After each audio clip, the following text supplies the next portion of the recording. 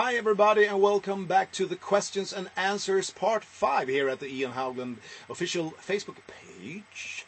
Thank you for sending in all the questions as usual. I won't have time to answer them all, but I'm going to pick a couple of them and try and do my best to answer them. And the first question comes from Carla Diaz from Portugal. She's asking, I would like to know what you feel about the new album of John Norum. Aren't you afraid that he will leave the band again? Carla, absolutely not. I think it's great that John makes his solo albums on the side of Europe stuff, because it gives him a chance to explore new kinds of musics and new kinds of,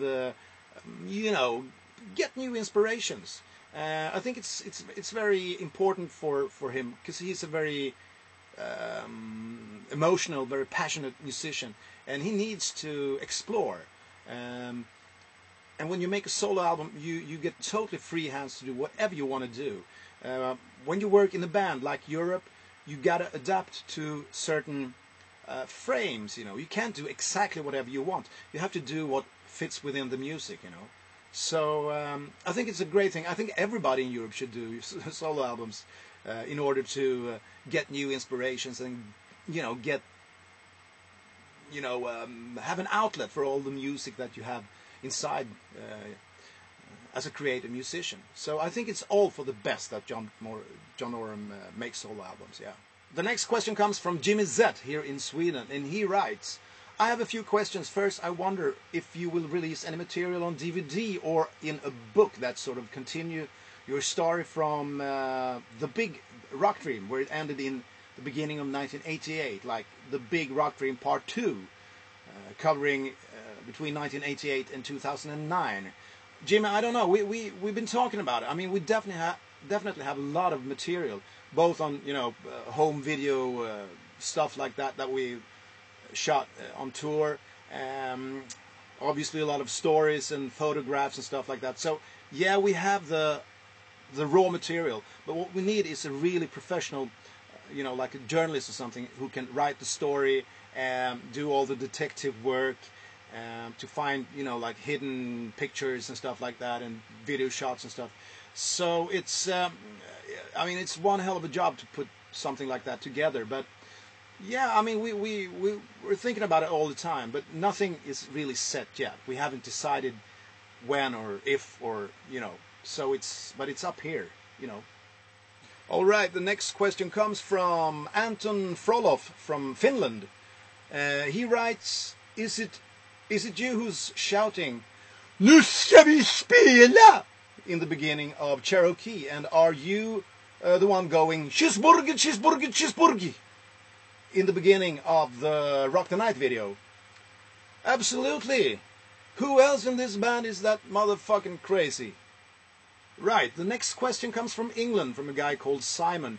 And I want to start out by announcing a warning for those of you out there who are a bit, let's say, sensitive to intimate details and smutty words maybe, and who get offended easily. You should cover your ears for a couple of minutes now and maybe take your dog for a walk or whatever. Okay, so Simon's question goes like this.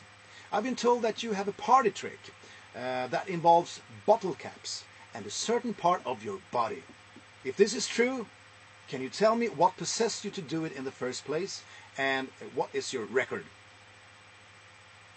Well, Simon, this is absolutely true. It does contains bottle caps and a certain part of my body. To be more specific, my penis. And it all started in the 90s sometime. I don't remember exactly when it was, but I was on tour with a guy called Peter Jasewski. Peter and the Chiefs was the name of the band. And after one show, we had one hell of an after party. We drank till we passed out, more or less. I woke up the next day in this dressing room, and it was all empty. I was the only one left there, with tons of empty bottles and bottle caps and food, and it looked like a battlefield basically. In any way, I was sitting there all by myself. I was bored. I didn't know where to go because everybody just left somewhere. I don't know where.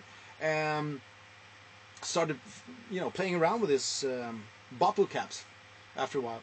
And all of a sudden, I just got this brilliant idea. I wonder if I can, and if I can, how many bottle caps can I fit underneath my foreskin? So I thought it sounded like an absolutely sane idea at the moment. So I tried, I picked out my little wiener and folded back the foreskin and started to sort of stack the bottle caps around the head, sort of. It hurt like hell, yes, it did. But after a while it got numb, so it wasn't that hard after a while. It wasn't hard at all, if you know what I mean. Anyway, on my first attempt, I managed to put in, I think it was 11 or 12 bottle caps.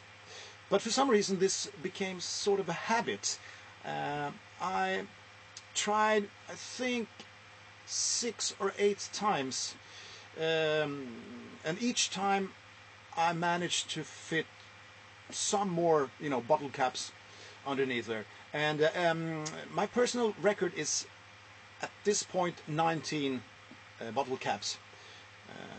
I stopped doing that for 15 years. Yeah, I think it was.